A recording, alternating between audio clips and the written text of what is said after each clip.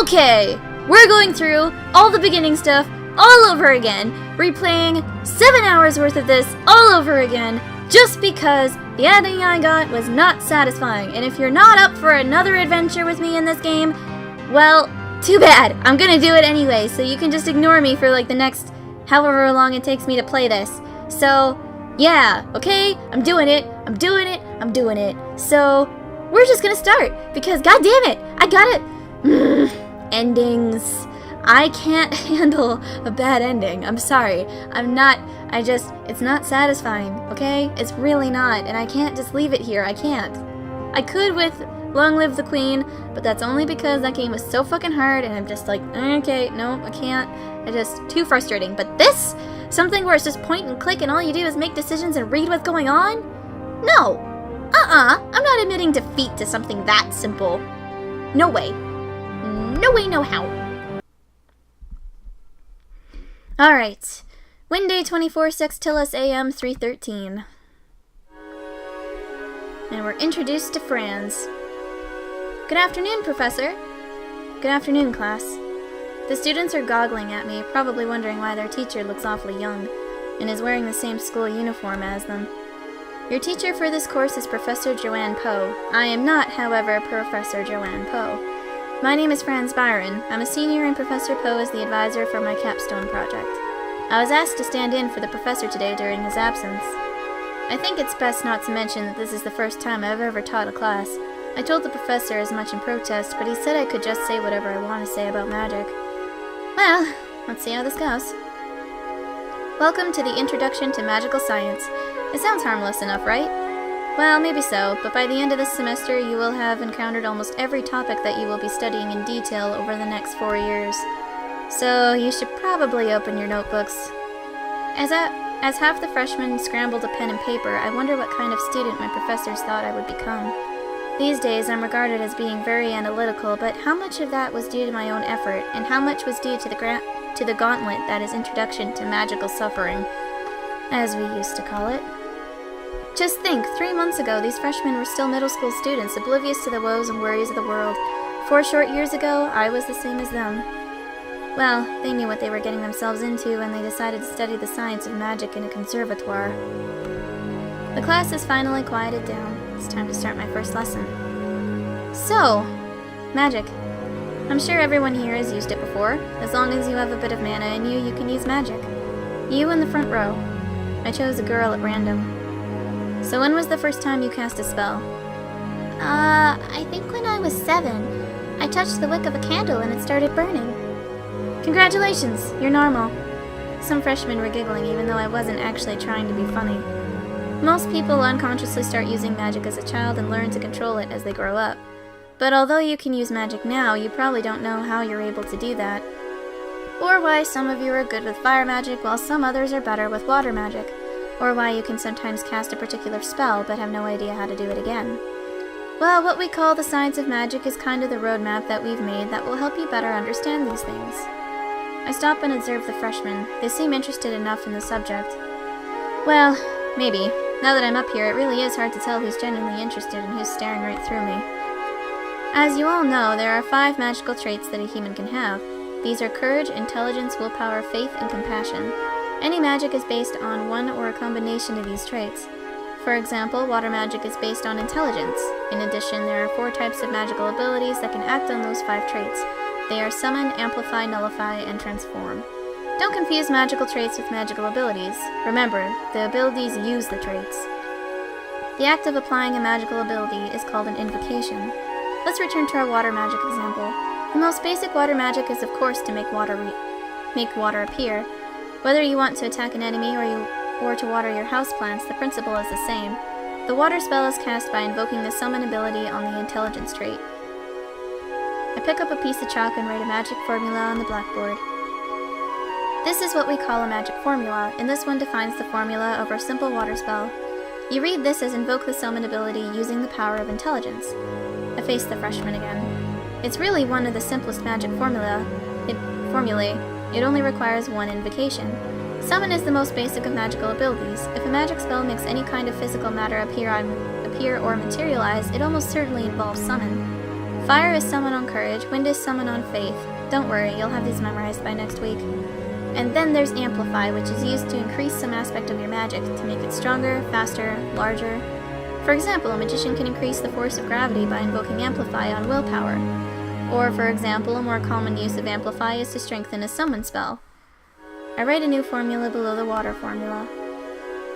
Essentially, flood is the stronger version of water. So say you invoke summon on intelligence. If before you release the magic from your hand you invoke amplify on top of it, you will cast flood instead of water. Well, I'm sure all this sounds simple, but in practice, chaining two different abilities together like this is considered a high-level technique. The girl I spoke to earlier raises her hand. I've always assumed that the stronger version of water is ice. A common misconception, ice is in fact a much more complex magic spell. It's something we call combination magic, or combo magic, because it involves more than one trait. To cast ice, you have to combine water, which is based on intelligence, and freeze, which is based on courage. I erase the blackboard and write the magic formula of ice. As you can see from the formula, there are two invocations that are combined to cast the spell. Oh, and nullify is just the opposite of amplify if you were wondering. It makes something become less. Some of the freshmen look confused. Well guys, no pain, no gain. If this formula looks complicated, take a look at this. If you wanted to make your ice spell even stronger, or if Ice Storm wasn't good enough for you, there's always Blizzard. Oh, just overwhelm them, why don't you, friends? 'Cause they obviously completely understand what you're talking about, no less. The freshmen look grim as I put down the chalk. Some of them might be having second thoughts about taking magical science as their major. Don't panic, it's really not that complicated once you understand the basics. The sound of the bell has an effect on the freshmen, akin to a revive spell. That's not too far off the mark, come to think of it. The sound of the bell is produced by a magic machine that summons wind to ring a small bell, and then amplifies the resultant sound wave. Oh, that's right, I didn't even mention magic machines. The study of magic machines belongs to the magical engineering department, but us magical scientists are expected to understand the basic principles of their design and function. Well, I'll leave that to Professor Poe, assuming he doesn't make me do this again. Oh, he does. As we all know, because we already went through all this, but I'm stuck doing all the introductories all over again because that's just the story, and this is just how we have to go about this. I follow the freshmen out of the classroom. I'm as happy as they are that the lesson's ended. I'm really not cut out for teaching, I think. I know that Professor Poe is busy preparing for the symposium tomorrow, but how could he just push this job to me? What did he see in me? Speaking of the symposium, I remember that I have my own preparations to make. Professor Poe wants me to discuss the research that I'm doing for my final year project. My project. It's hopeless if you ask me. But tomorrow I need to sell the idea to a room full of professionals. The annual symposium held in Conservatoire d'Ouverture is not a mere school event. Even though it takes place in a conservatoire, it will be attended by many renowned mages from across Overture. After all, this is the most prestigious school of magical science and engineering in the city. I don't know what people will think when they see a teenager presenting a school project in the symposium. I mean, I haven't even started the project yet.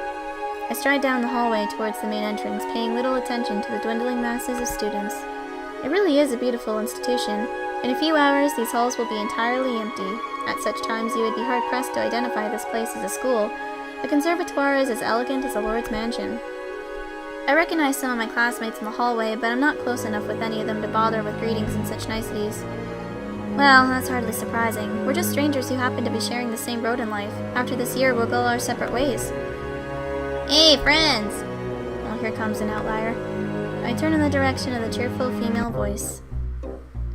Friends, where have you been? I thought you didn't have classes in the afternoon today. I know I said that I'm not close to most students here, but there are exceptions. Hi, Aretha. Have you been looking for me? This is Aretha Blyton. Yes, friends, I've been looking everywhere for you. I was dying to see you. She's not my girlfriend. Don't worry, love. I'm here for you now. I repeat, not my girlfriend. Though personally, I'm shipping them pretty hardcore. 'Cause, you know, they kinda act like it. So, where have you been? Around. Where have you been looking? The cafeteria. And? Just the cafeteria. You were just having your afternoon tea. Bingo! You know me so well, don't you? Afternoon tea. Rage! Makes me think of that fucking ending I got. I am not pleased with that. Seriously, I am still so mad over that ending. It's bullshit is what it is. What am I supposed to do to make it different? Like, oh man, this is gonna piss me off so much. But I have to do it. I have to find out if I can make it different. I have to. I know there's a way to make it different. You're just easy to read. Aretha has this particular way of laughing her heart out that's just pleasant to watch and makes you want to laugh along with her. I have still not depicted her this way. We start walking. I was teaching a class. Professor Poe asked me to fill in for him. Whoa, cool. It's really not that exciting. Are you sure? I bet you were checking out the girls. Was I? I might have. The class did have its fair share of cuties. I'm not a pervert like you, Aretha. Uh-huh, but you thought some of them were cute, didn't you? Am I blushing? Maybe she's not the only one who's easy to read. It's almost sundown when we leave the conservatoire building. There are more people outside than inside, most of whom are getting ready to go home.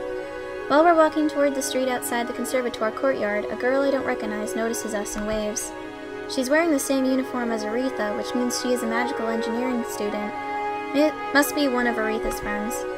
Hey! Aretha greets the girl. Hi, Aretha. Going home? Nah, France is just taking me out on a date. Aretha makes wild gestures to suggest how romantic this all is. I was? Aretha drops her facade in a hurry. Actually, yes, I'm going home. Oh gods, are you kidding me?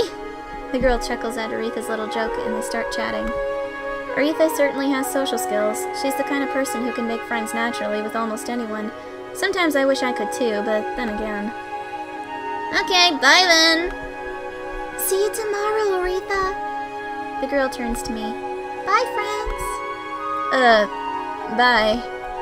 The girl walks away after saying her goodbyes. Do I know her? I ask Aretha. Maybe. Wouldn't you remember someone who you've met?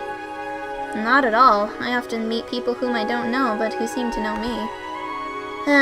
This is why I don't have many friends. Well, maybe she knows you because you're famous. Am I famous? Aren't you the top student in the Department of Magical Science? There is no denying that my intelligence has helped me earn good grades. I may or may not have been named that at one time. These days, though, it's more likely that Professor Poe's in my research project that's causing a buzz. Yeah, because you're trying to prove that compassion magic can potentially be used in a magic machine.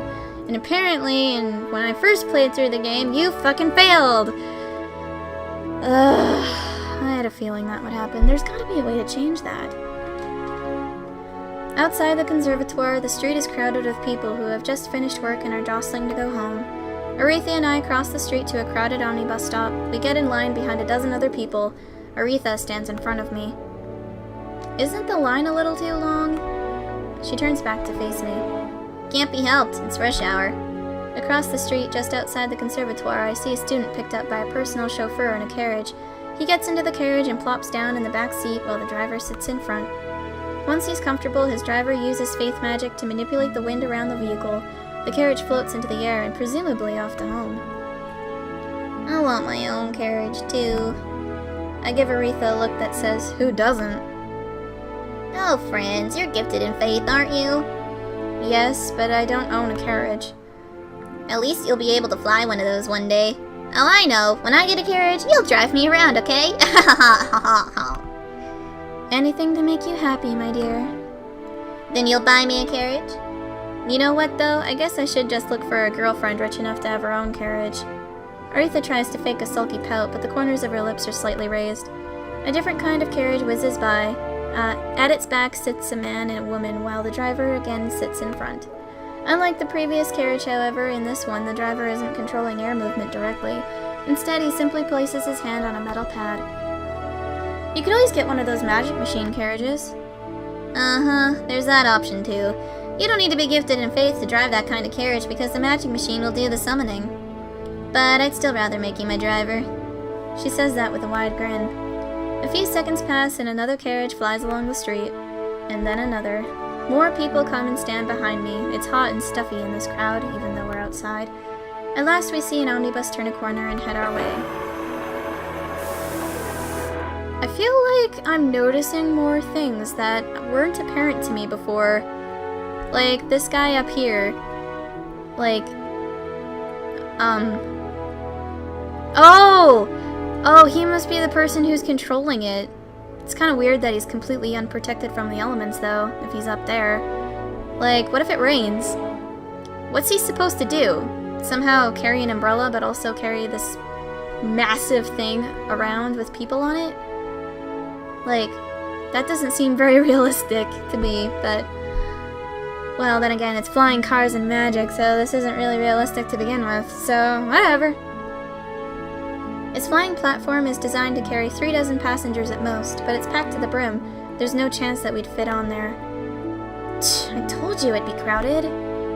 I told you this is normal, friends. Rush hour. Aretha is right. At this hour, the omnibus is always full of proles. The proletariat coming home from the factory. I don't feel like standing here. Let's just go. You're very snobby for someone who can't afford a carriage. I have nothing against proles, I just don't find the idea of standing on a bus platform with more than 4 dozen other people terribly exciting.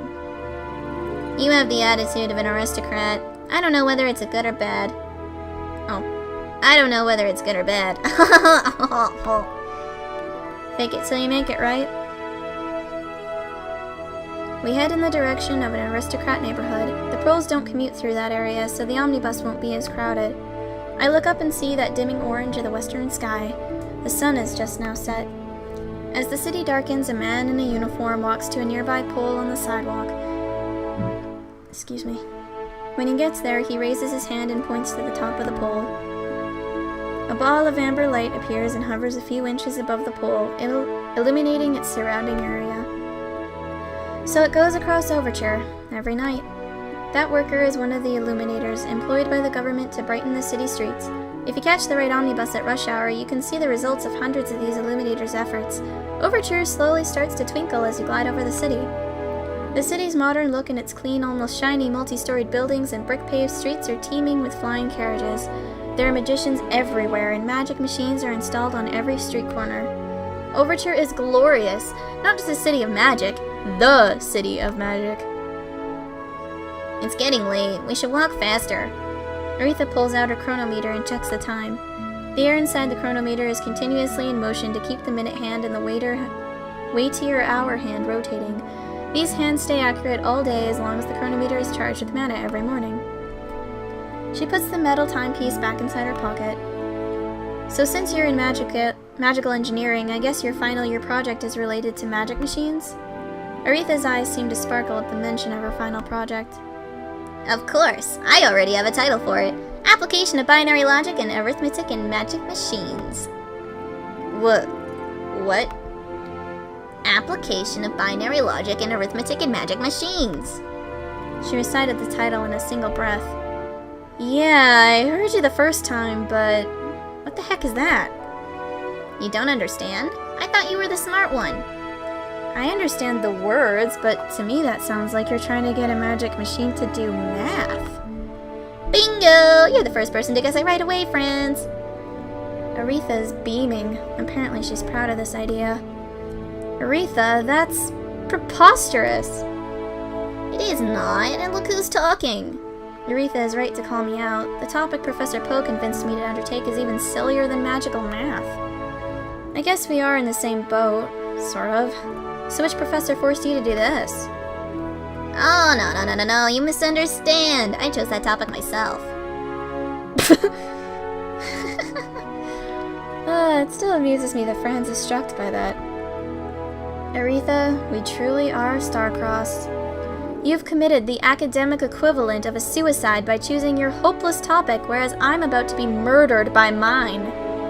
We'll be factory workers within a year. Squinting away my smartassery, Aretha continues. It's really not impossible. The magic keyword, here is binary.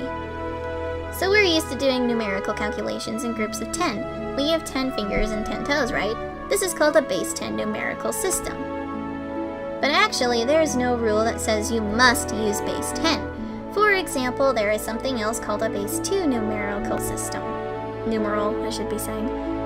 It turns out that we can mathematically define simple arithmetic operations such as the addition of two binary numbers as combinations of basic logical operations like and, or, and not. In order to succeed with my final project, all I have to do is figure out how to implement these basic logical operations within a magic machine. I think I'll be able to do that by manipulating the flow of fire and water. If I can make fire represent a true value and water represent a false value, then I have two values, a binary system. You do realize I'm a magical scientist, right? We don't think in numbers. Listen, friends, what I'm saying is I may be able to make a calculator machine powered by magic. That sentence doesn't make sense.